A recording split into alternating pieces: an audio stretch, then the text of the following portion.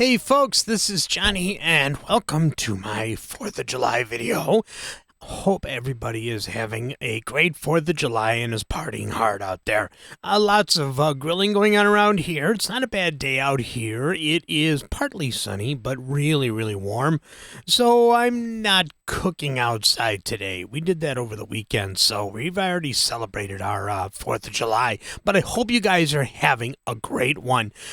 Okay, so this is actually a special request from a Patreon member on customizing the Studio One workspace, and that is basically the main mixer view and the arrange view. Some people call it the arrange view. I'm going to show you how to do this and why you would do this with like different monitor resolutions. Some people are still using older machines with low resolution video monitors. So I'm going to show you how to actually customize Studio One. This was a long awaited request for this, so it should be pretty cool. Hopefully that didn't make too much noise there. I keep whacking the microphone in the new position. All right, for those of you that are interested, I actually got a couple of questions on the last video. What kind of microphone am I using? This is a PreSonus PD70. It is really, really nice, and I don't need any EQ or anything on it. So this is straight from my voice, such as it is, right into the microphone. All right, so let's go ahead and before we get started, if you guys could, please become a member, support HST with a small amount every month. There are 3 super affordable levels, or you can just like and subscribe and click the little bell to always know when these videos are going to be coming in. All right, so here we are in the classroom, and this is, get this out of the way, and this is really important for people who are either using one of those huge monitors and actually getting several things on the screen and wanting to reduce the size of Studio One like this. Some people like to actually take Studio One and move it in like this. But one of the things that you'll notice if you're using a low-res monitor or you're customizing the actual window for Studio One, watch some of the icons and options up here at the top. As I squeeze them in like this, you can start to see things missing. The big one that disappears first, and I get this all the time from people that are using just a little monitor like this, they say, hey, I don't see my controlling stuff. And that is because your resolution is probably too low. All right, so there we go. You can actually see as I scroll it down, some things start to vanish, and some of these things are really important for the regular operation of Studio One.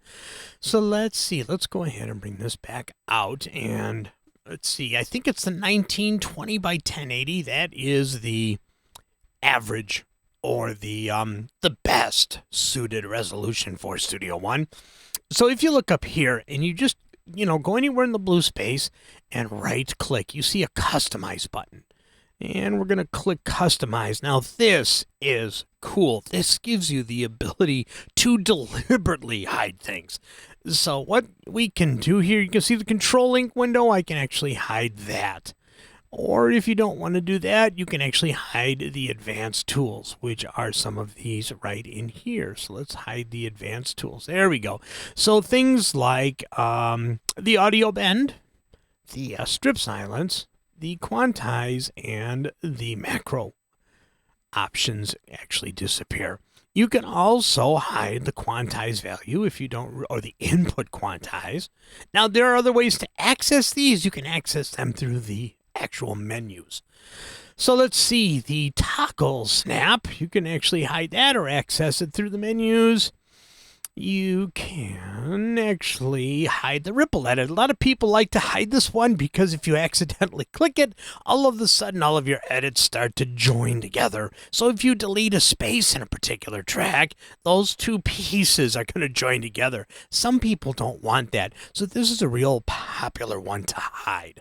All right, you can hide the auto scroll. You can hide the info view, which a lot of people don't like. They don't like this question mark that you open up here. And when you actually roll over things, I want you to watch this black box here. As you start to roll over things, you can actually see certain options are showing to kind of give you clues on what can be edited and what can't. So a lot of people like to hide this. So you can actually turn it off and you can hide the info view. All right, for those of you that aren't working in video, we can actually hide the video player, which is right here. There's a video window. And you can hide that if you want. And last but not least, you can hide the scratch pads. So that's a big one. Some people click on this by accident and they open up a second window like this. Let's see, did I hide it? Yeah, they open up a second window like this and people go, what on earth did I just click? So this is a really good one to be able to hide as well. All right, so that takes care of that. You can always revert. You can actually store a particular view option. You can also recall and look at some of the presets. So here's complete. This is everything. So then here's basic. Right across there. Here is minimal. And then here is audio editing, only the audio editing tools. So you can see you've got a lot of cool options. I usually keep it on complete. All right, so let's see. Can we do this anywhere else? I honestly haven't looked, so let's see. Can we do it here? Nope, we can't do it there. No, we can reset all the columns. Let's see. I think those are the only places we can customize. Yep, that's pretty much it as far as that goes. Okay, other customization options. You can obviously hide the mixer, you can hide the browser, and then you can do an overview and stretch things out the way you want to. So let's see if we can do that. We can actually pull this here, and we can have a whole window of just our arrange view. All right. The other thing we can do is we can open up the mixer, and we can detach the mixer. And we can drag this to another monitor if we want to. So this really opens up a lot of options for people that are using multiple monitors or a really large split screen where they can actually take the mixer and do other things with that. Let's go ahead and put that back down there and close it that way. We can also hide and show the inspector. Now, this isn't detachable yet. I don't know if it ever will be. I hope it is. I really hope it is. But the inspector is actually really important to kind of stay next to the track so you know your editing options for the different events and different tracks. But you can hide that. The other thing we can do is if you click on the wrench, you have all of these customization options. So if we highlight them all, and we actually go ahead and highlight visibility. We can show the track notes. We can show the track icons. And we can also, let's see, we can choose if you have it. Oh, that's in the other one. All right, so there we go. So now we have a lot of things here. We have everything from track icons. Let's see, what do we got here? We got drums. Let's see, drums, and we got a whole kit. This is a whole kit track, and here we've got a bass. And let's see, guitars. Let's look for my bass. There's my bass. And then we have our acoustic, and we can have our acoustic. And this is another acoustic. Just like that, and so on and so forth. Those will obviously transfer down, and I'll show you that next. So the other wrench that we have for customization is the wrench down here in the actual console or the mixer. So if we click on here, we can also say channel icons and channel notes. So now everything that I did up here transfers down here. So that anything that you do up here, you can keep them linked. So every time you make a change in one of them, you can go ahead and see it in both views. Other customization options are these little icons right here. We can hide the track list. We can hide, what is this again? This is the console scenes. These are the different mixer scenes. So now we've got everything pretty much off. So we have our narrow to wide view. We also have our inputs. This is a big one. I have a lot of inputs on this machine, on my interface. So we can show all of the inputs and we can customize that to only show what we need. So we can go like this, and we can really customize that view that way.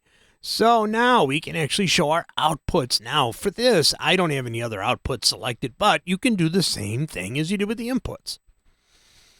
Okay, so this is the external devices, and this actually shows all of the external devices that you have hooked up, like your atoms, your keyboards, and for me, I've got a drum kit hooked up, and so on and so forth. This little icon here will show my instrument rack. So now I don't have any inserted instruments. This song pretty much has all, actually not pretty much, all it has is audio tracks. So if I had Presence, if I had Mai Tai, if I had Mojito, if I had all of those things, it would be listed here. And all of the different instances I have would also be listed there. All right, we can close that. This one here is, okay, the scenes. If you guys want mixer scenes, this here is the groups. If you actually have any tracks grouped, remember you can highlight a track, you can hold shift, and you can highlight and then group these together with a right click and say group selected tracks. Those groups will show up in this list. Last but not least is the track list, and this gives you the ability to show and hide things in your song that you don't want displayed either in the mixer or up here in the track view or the arrange view. There we go. Let's see. Let's close this. Let's close this. Let's see what we've got down here. Okay, so now on the bottom, one of the things that you can do, let's see, we have a little wrench down here, and this is for note repeat. If you click on the little wrench, you can open up your options for note repeat. All right, so here, down here, there isn't really a customize option, but you can align everything to where it goes to the left, or you can realign it to go to the right. And you got all this space here, or you can simply realign it center. I really like it centered. And you can see that it moves both the transport and the record panel. Oh, and that's another one we can actually look at. The record panel can be opened and closed by, let me see if I remember where that icon is. I think it's right. Is it here? Yeah, there it is. So this little guy right here, I don't know if you guys can see it. Yeah, just barely. Right here. This is the record panel, and you can hide and show that one as well. Let's see. Can I customize any of this? Oh, I can. Okay, so this down here, this is your transport. If you go to one of the black spaces here and you click customize, oh, there we go. I actually forgot about this. So on this here, you can actually turn off the loop range. Oh, this is the loop range. Sorry, this is the loop activate. But you can actually show and hide the loop range if you don't need to see that. You can hide the metronome options. You can hide the time signature if you're not really one for using that. Sample rate, you can hide that as well. That's it right there. And we can show and hide the sample rate. Let's see. Oh, we have a secondary time display. There we go. Now we just have the main one. You can also access the time display by going to view. And let me see. Time display. You can actually have a nice big time display there. You can't. Can you resize it? Oh, you can. Well, it kind of resizes. Oh, there we go. So you can really do a lot with that. Just like that. And I can hide the MIDI monitor. I can hide the record time left if you really want to make room down here. And let's see, what else can, oh, I can hide, I did that one already, the tempo. Sample rate, oh, cache activity. There we go. Some people don't like to see that little bit bugger spinning there. There you go. So you have toolbar, inspector. Ooh, we can hide stuff in the inspector. You know what? I didn't realize that. Browser. Now, see, is this the same as up here? See, I'm actually kind of learning too here. Oh, okay, no. So this is just for, oh, yeah, here it is. You can do things in all of these tabs as well. So let's try the inspector. Remember I said we couldn't hide much in the inspector? I was wrong. Let's see. Let's open up the inspector. Here is the inspector. Ooh, this ought to be good. So let's All right, so let's move this guy over here and let's watch here. So let's see, record time. Oh, inspector. There we go. So we can hide. I'll bet we can hide the mixer channel. Let's see, track layers, track notes. Okay, audio events, file tempo. Oh yeah, look at this. We can hide all of this. File tempo, we can hide the speed if we don't want to accidentally click it. We can hide the transpose. Yeah, we can do a lot of stuff here. Let me see. I wanted to see if I could hide the mixer channel. Mixer channel. You know, I always get stuck on this here. Follow chords. I can hide the follow chords. Just like that. Let's see. I'm not seeing retrospective recording. Yeah, I wouldn't want to hide that. Not able to really see what's happening as far as this channel goes. So is this a channel? Instrument track, track common. Ah, channel. Now see, for those of us that actually use the mixer here, there might not be a need for the channel itself. Now see, this opens up a nice thing of options here in order to not see too much clutter if you go after this. Now, the cool part about this, you can actually activate it again, hide the mixer, and then every track that you click on becomes the channel right here in the inspector. So that's pretty cool. And I can actually expand this a little bit here. There we go, just like that. So, you know, you can actually go ahead, you can hide track notes, you can hide a whole bunch of stuff here to really customize your view. You know what? I think that's going to do it. And there are the options in here to really customize Studio One to your looks. Oh, speaking of looks, almost forgot this one. Let's see here. See if I can find. Okay, I actually think for a lot of people, this is the most important. So let's go to Studio One. Let's go to Preferences. And let's go to Appearance. This is one we don't show enough, I don't think. And probably the most important. I should have done this one first. But you guys know how I operate. I just start these videos and I go by the seat of my pants here. And hopefully I hit everything. Okay, so you can change the saturation level if you're using colors. You guys see that? You can also change the hue and the color. So let's go to pink. There we go. There's pink. Here's red. Ooh, that red looks cool. Yellow, green, blue, and so on. The luminance. You can go darker to where this is, see, for me, this is perfect when it's like this dark and I only see what I need to see. But if you like things a little bit brighter, you have, see, this to me is too much. I don't know that I could actually do it. Let's go all the way and see what it does. Yeah, I can't. What DAW does that look like? That looks like another DAW that's out there, or it looks like a really old DAW. And we can change the contrast so that some of the white lines and stuff show up a little bit more than others, or some of the print, I should say. And last but not least, you have the ability to change the arrangement.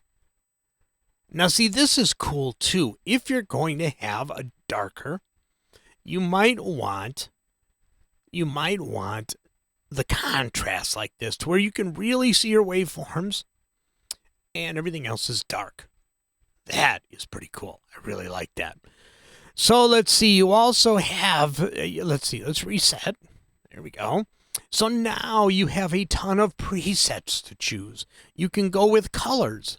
Blue Moon, Dark Star, Camouflage, Silver, V2 Gray, or we can go with Creative. And we can say Acid Night, Dive, Kitty Girl. Not sure if that's PC these days, but there you go. Mint, Lilac. For those of you Batman fans, that's Louis the Lilac right there. I have no idea what Momo is. So there's Momo for whatever it is. And then Rusty. So I'll just do a couple more. Let's go with lighting. Backlit. Oh, that's nice. I like that. The lighter gray. Dark hour. Yeah, darkest hour. High noon. Lunch. Okay. So light schemes. Default light. Whoa. Corrosion. Ooh, that's kind of neat. Gritty. And the V2 gray light. There we go. This looks like one of the first versions of Studio One. All right, so then, after all of that, after you make your own selections, you can store the preset, and it'll show up in the menu for the things that you actually use. Okay, I think... Reset. There we go. I think that's going to be it. I think I've touched on just about everything that we can customize. Almost forgot a few things, so I was actually glad I found that other panel, the one down here where I can customize the toolbar, inspector, transport, and the browser. So let's see with the browser. We didn't look at the browser, did we? See if I can move this out of the way here. So we can hide the loops. We can hide the files.